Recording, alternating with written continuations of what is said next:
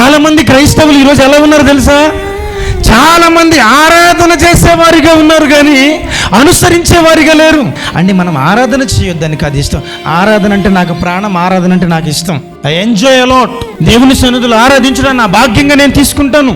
దేవుని సన్నిధిలో దేవుని ఆరాధన చేయటంలో నేను ముందుంటాను.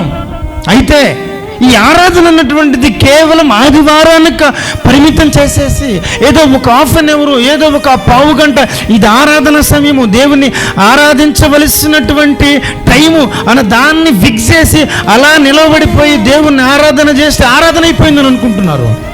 ఆదివారమున దేవుణ్ణి స్తుతిస్తున్నటువంటి నీవు నీ వర్క్ ప్లేస్లో, నీ కుటుంబంలో దేవుడు ఎరిగినటువంటి వానిగానే నువ్వు జీవిస్తున్నావా? దేవుడు ఎవరిని కోరుతున్నాడు తెలుసా? ఈరోజు ఆరాధన చేసే వాళ్ళని కాదండి, దేవుడిని అనుసరించే వారు కావాలని దేవుడు కోరుతున్నాడు. హల్లెలూయా.